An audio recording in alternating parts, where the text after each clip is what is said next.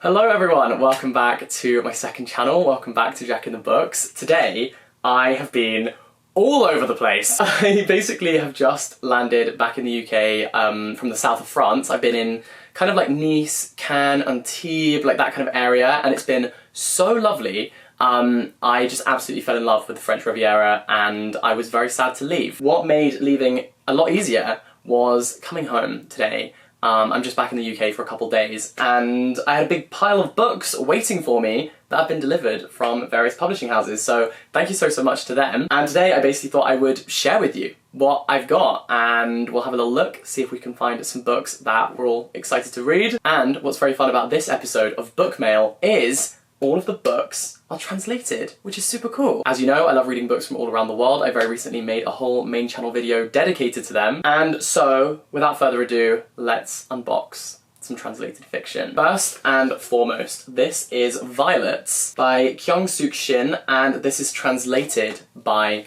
the legend, the man of the moment, Anton He. Anton is translating loads of really amazing Korean fiction. I recently read his other translations, Cursed Bunny and I Want to Die But I Want to Eat Tteokbokki, and he very kindly sent me this book. Okay, I had to do a slight pause in filming because my memory card filled up, just like my bookcase is filling up with books translated by Anton He. Here we go. Anton He, ladies and gentlemen. It's described as mesmerizing, dreamlike and prescient, darkly beautiful, and it's set in South Korea in 1970. San is a lonely child, ostracized from her community. She soon finds a friend in a girl called Name, until one afternoon changes everything. Following a moment of intimacy in a Minari field, Name violently rejects San, setting her on a troubling path. We next meet San, aged 22, when she happens upon a job at a flower shop in Seoul's bustling city centre.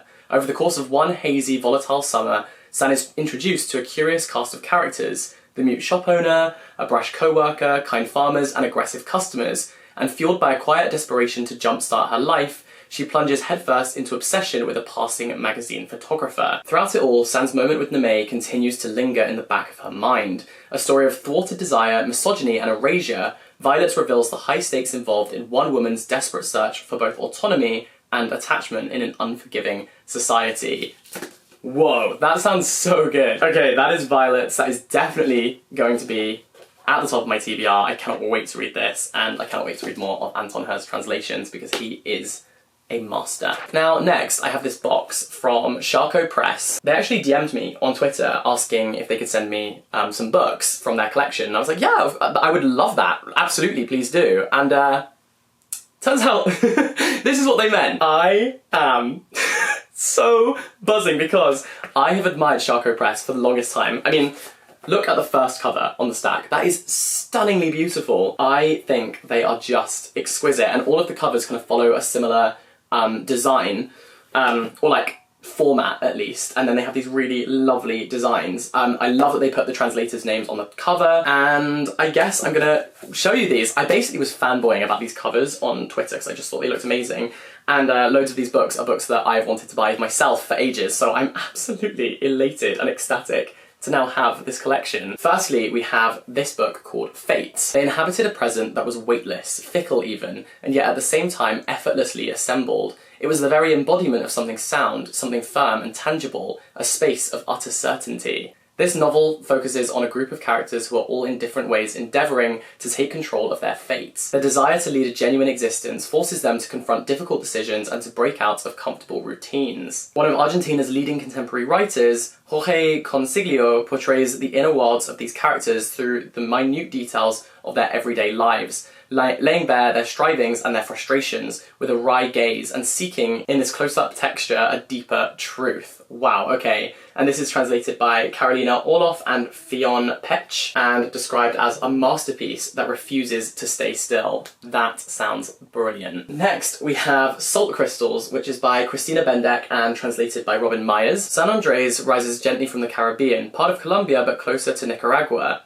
The largest island in an archipelago claimed by the Spanish, colonized by the Puritans, worked by slaves, and home to Arab traders, as well as migrants from the mainland and the descendants of everyone who came before. For Victoria, whose origins on the island go back generations, but whose identity is contested by her accent, her skin colour, her years far away, the sunburnt tourists, sewage blooms, sudden storms, and thinking rundowns where liberation is plotted and dinner served from a giant communal pot bring her into vivid, intimate contact with the island she thought she knew, her own history, and the possibility of a real future for herself and son Andres. Jesus Christ, that is the longest blurb, like the longest sentence I've ever read, I think. But this is described as excelling for its work on memory and captures the essence of a spirit rarely explored in Colombian literature. So I am really looking forward to that. Next we have Loop by Brenda Lozano and translated by Annie Mcdermott. Recovering from an unspecified accident, the narrator of Loop finds herself in waiting rooms of different kinds. Airport departure lounges, doctor's surgeries, and above all, at home, awaiting the return of her boyfriend who has travelled to Spain following the death of his mother. Loop is a love story told from the perspective of a contemporary Penelope, who instead of weaving and unravelling her shroud, writes and erases her thoughts in her ideal notebook. Wait, is this kind of like a retelling of the Odyssey? Wait, hang on. At once funny and thought-provoking, her thoughts range from her stationary preferences to the different scales on which she has lived, whilst a cast of unlikely characters cross the page. There's a dreamy cat, to David Bowie singing Wild as the Wind, and Loop is the journal of an absence, one in which the most minute or whimsical observations open up entire universes. I want to read that right now, like literally right this second. And I'm very intrigued by whether this is kind of a retelling of the Odyssey. Okay, oh, I love this title and cover. This is Fish Soup, which is by Margarita Garcia Roballo and translated by Charlotte Coombe. Oh, this is also set in Colombia. This is a unique collection comprising 2 novellas and the book of short stories Worst Things. Okay, so it's like a collection of different things. We have snapshots of lives in turmoil, frayed relationships, dreams of escape, family taboos, and rejection. Rejection of and by society.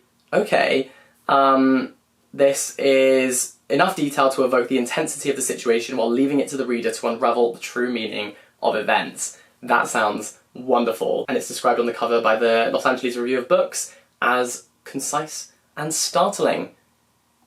Can't wait. Next we have Resistance by Julian Fox and translated by Danielle Hahn. A young writer to watch. Okay, a young couple involved in the struggle against the military dictatorship in 1970s Argentina must flee the country. The brutality and terror of the regime is closing in around them. Friends are being disappeared, their names are on a list, time is running out. When they leave, they take with them their infant son, adopted after years of trying for a child without success. They build a new life in Brazil and things change radically. The family grows as the couple have 2 more children, a son and a daughter. Resistance unfolds as an intimate portrayal of the formation of a family under extraordinary circumstances, told from the point of view of the youngest child. It's an examination of identity, of family bonds, of the different forms that exile can take, of what it means to belong to a place, to a family, to your own past.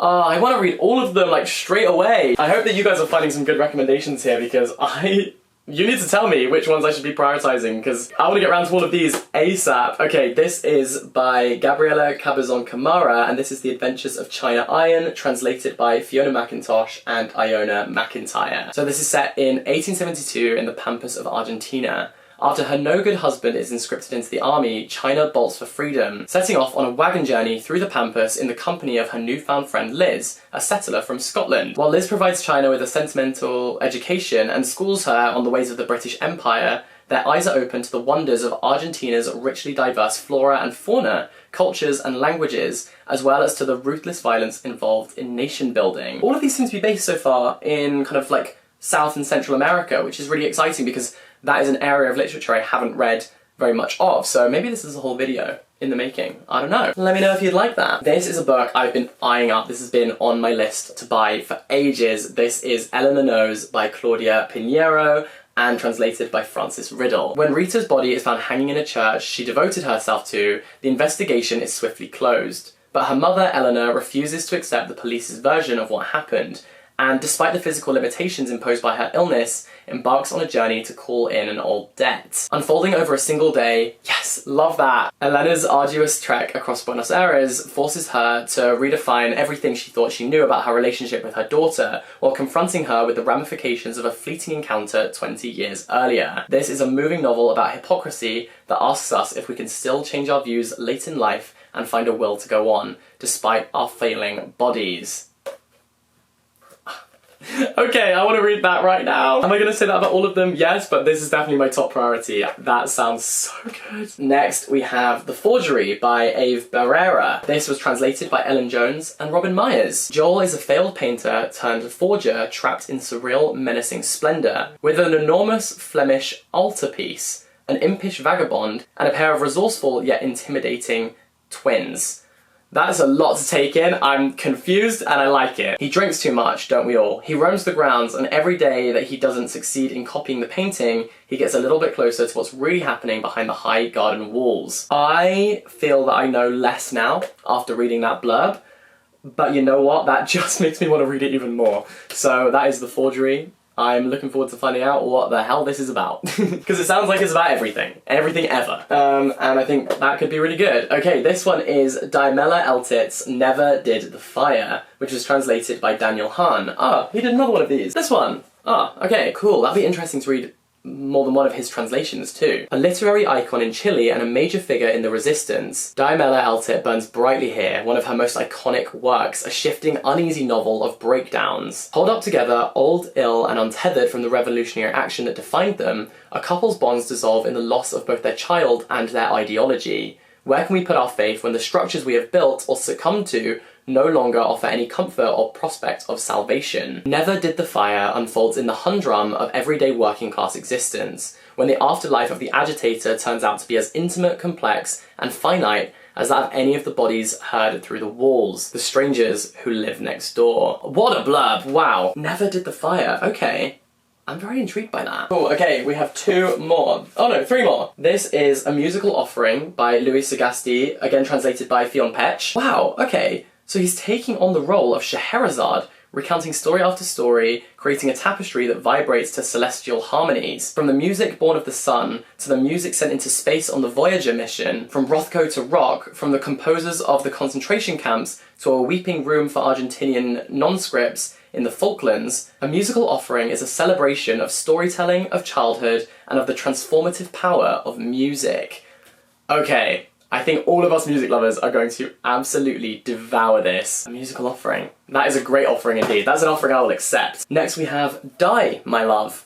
Great title, I love that. Longlisted for the Man Booker International Prize in 2018 by Ariana Harwicks and translated by Sarah Moses and Carolina Orloff, described by The Guardian as dangerously addictive. In a forgotten patch of French countryside, a woman is battling her demons, embracing exclusion yet wanting to belong, craving freedom whilst feeling trapped, yearning for family life but wanting to burn the entire house down. Given surprising leeway by her family for her increasingly erratic behaviour, she nevertheless feels even more stifled and repressed. Motherhood, womanhood, the banality of love, the terrors of desire, the brutality of another person carrying your heart forever. Die, My Love faces all this with raw intensity. It's not a question of if a breaking point will be reached, but rather when, and how violent a form will it take. I mean, we've all been there. That is really cool. Wow, and again, what a blurb. Whoever is writing these needs a raise. You are doing God's work here. Okay, this is Here Be Icebergs by Katya Adawi and translated by Rosalind Harvey. Here Be Icebergs is a collection of 12 short stories and a Wunderkammer of connections imperfectly made. That's a word I need to Google immediately. Wunderkammer. With a style that finds beauty in those cold flashes of reality and that uses an arsenal of remarkable narrative elements, grammatical inversions, theatrical set pieces, Adeu finds poetry in the weird, familiar discomfort of family. 12 short stories, okay. This is going to be my beach read, because I think short stories are perfect for that. So that is my rather large collection from Sharko Press. Thank you so much, Sharko, for your generosity. That is so kind. And I just have one more book to show you. Also has arrived. This is by Seishi Yokomizo, and this is Death on Gokumon Island. I think this is translated, but let me have a look. Yeah, translated from the Japanese by Louise Hill Kawai. The Rockhound and forbidding Gokumon Island was once a pirate stronghold. Now it is time to a clannish fishing community dominated by two feuding families. When Kozuke arrives bringing news of a death, it triggers a series of grotesquely staged murders. The scruffy detective attempts to untangle the island's secrets and stop the killings, but a fresh mystery seems to greet him at every turn, and soon he falls under suspicion himself. This is one of the best-loved classic murder mysteries by the master of Japanese crime. Okay, that's cool, because I don't read much crime fiction, but I think that I'm gonna need to read this. So there you go. That is my little book mail haul of some translated fiction. Obviously all of these are completely first reactions. I've just literally unboxed them as I'm filming. So hopefully everything is pronounced as closely as possible. Obviously if I do end up making YouTube videos on them, I'll do all the research to make sure that everything is pronounced 100% correctly, but this is just a first impression and very much reacting to things as soon as I pick them out of the box. But thank you so much for watching this video. I hope that you enjoyed it. I hope that you have found a cool new translated book to pick up from all around the world. I'm so excited about this. Also, these are gonna look absolutely stunning on my bookshelf. Sharko Press, you have sorted me out. Oh my gosh, and also, they sent me a tote bag. Look, I just spotted that. I love it. I'm actually going to a movie premiere tonight. Should I bring this with me? Do you think I can wear this as an accessory? I like it. That's perfect. Now I can carry all my books with me so I can read them anywhere, anytime. Well, thank you so much for watching this video. I hope that you enjoyed it. All the best, stay in touch, and have a wonderful day. Bye-bye!